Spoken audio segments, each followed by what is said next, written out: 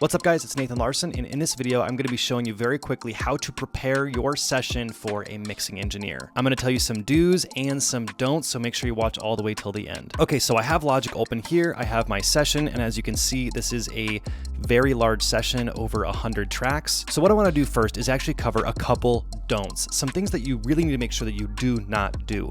Very first thing is do not expect the mixing engineer to handle your editing. It is not a mixing engineer's job to edit your tracks. So when we're talking about editing, we're talking about rhythmic editing, putting your drums in the pocket, for example, or editing your guitars, adding fades on every in and out point, making sure that if you have two audio regions coming together, make sure you crossfade those, all of those things that require a lot of detail. That is not your mixing engineer's job. So for example, in this drum production here, my drummer, my session drummer, you can see here, there's no audio in this part right here. And that's because what I noticed was you could actually hear him breathing and counting out loud during this particular part. He was doing a to kind of keep time essentially.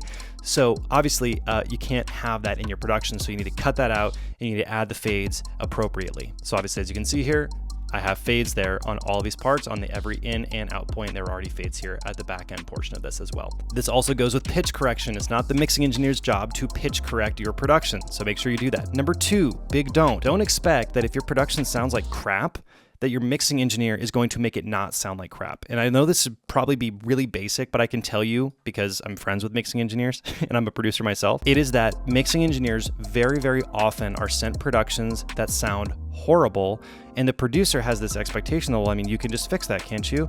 No, that is not the mixing engineer's job. Your production in a rough mix, in other words, what the producer actually created, should already sound awesome. So let me just give you an example. Let's go to here, and I'm gonna be having a mixing engineer. My buddy Forrest Whitehead is gonna be mixing this track for me, and I'm just gonna show you what this actually sounds like getting into the last chorus here, so you can hear that this actually sounds pretty good, not even mixed.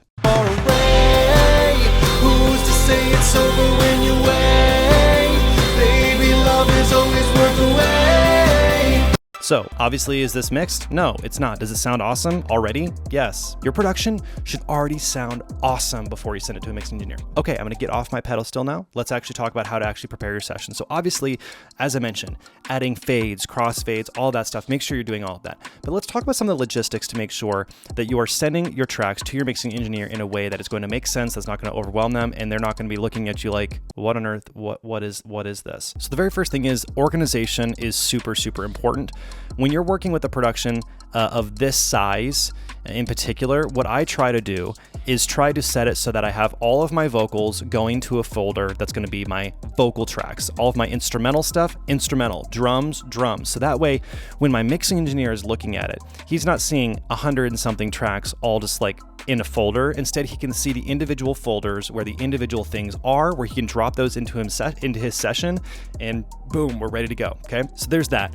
So the next thing is labeling. You need to make sure that everything is labeled super well. So you can see lead vox verse, lead vox chorus, octave low right, octave low left, chorus harm left. So I'm not gonna have these panned already when I send them to him, because I don't know if he wants to do hard panning or like, 45-degree panning. I'm gonna let him decide that. But I want him to know that those are panned. So he's gonna know, hey, these are panned vocals, okay? Delayed piano, regular piano. Obviously, I'm trying to use very descriptive words, metallic keys. So for example, this metallic keys, if you were to go in here and listen, obviously you can tell that's a metallic kind of sounding keys part, okay? And so again, you want to be making sure that everything is laid out in a way that makes total sense. The other thing I do sometimes is, in this case, I have a rhythm electric guitar here, and I call it processed. This one is rhythm electric unprocessed. Now the reason I'm doing that is because I want him to have the choice of which he uses. So in the processed one, that's pretty much how I would go about doing it, with a reverb and delay and all that stuff. But maybe he has a better idea, and I want to give him at least the chance to do that and live out what he thinks for the production. Now, I could be the kind of producer that says, no, this is the way I want this guitar to sound, and it's going to be that way. So that kind of takes us into, what effects do you actually print down and what effects do you not print down? Typically, my rule of thumb is if it's on an instrumental track, I will almost always print down those effects, okay? So for example, on this rhythm guitar, I have all of these effects on here, okay? I'm going to print that down onto this. So in other words, what he's gonna get is going to have these effects on. But when it comes to like vocals, for example, all of these vocals, you can see I have processing on these vocals that even have some sends. I'm gonna shut pretty much all of that stuff off right there and all of this stuff off right here. I'm gonna leave auto tune on because I wanna make sure that the pitch correction is still being applied, okay? But apart from that, I am not going to include automation, or I'm not going to turn off or bypass these when I actually export them. I'm also not going to include volume and automation data because, again, I want him to be able to make those decisions. That's his job, okay? So now that we've done this, what I would then do is I am going to highlight what I want. I'm not going to just export everything, okay? I'm going to highlight what I want, and then I'm going to go up to File, and if you're using a different DAW, it should be very similar. Export, and I'm going to export these 16 tracks. It's like 43, that doesn't sound right. 16 tracks as audio files, okay? Now, what you're going to have is some options. This bypass effects plugin, I'm going to leave that off because, again, I want to make sure auto-tune is still applied, and then you can include volume or pan automation. You can do that if you want. In my case, I'm not going to do that, okay? The next thing I have is on pattern, I include track number and then track name. The reason I do this is so that way he can see how I had it laid out in my particular session. So you can see, 4, 5, 6, 7, 8, 9. That way he can see how I had it laid out in my session. And if he sees like, track 85 and then next to it's track 7, he's going to know, okay, those were not how he had them laid out in his own session. Okay. And you could do all sorts of different things. You can even do custom. And if you do custom, you would write your text in here. So you could do BPM 135 or something like that. Okay. Now I'm not going to do that. I'm going to put my BPM on the actual folder itself so he can have that. So I'm not going to include the custom. Okay. And then what I would do is I would create a new folder. Okay. And it's going to be worth the wait multi-tracks.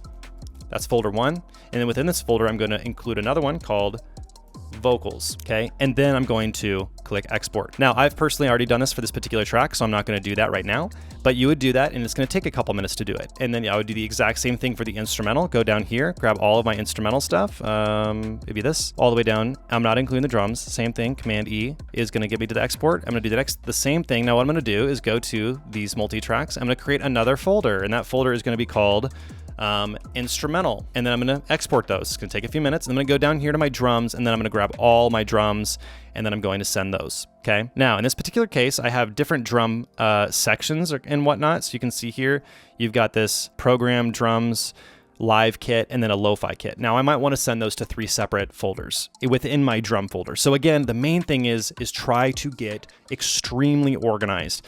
The more organized you are, guess what? You're going to make your mixing engineer way, way, way happier. They're going to be way happier with you if you are super organized. And then what I would do is I would either upload this using something like Google Drive or Dropbox, or if you have WeTransfer, you could use WeTransfer, send that to your mixing engineer, and make sure you include the BPM. The reason you want to include the BPM is because if they want to add any sort of a delay on there and they want the delay to be mapped out to the actual tempo of the song, you want to make sure that they know what the tempo of the song is. The key signature probably doesn't matter too much. Some people want to see the key signature. I personally don't see why that's super relevant, but the BPM for sure. So again, just to hit on whether to turn the plugin on or off, I always ask myself the question, is this an integral part of the actual sound itself, or is this something that is more of a mixing decision in terms of balance or how it's going to be within the context of the actual track? If it is a contextual thing, I'm going to leave that up to my mixing engineer. If it is this is an integral part of this sound, like if I'm using a specific reverb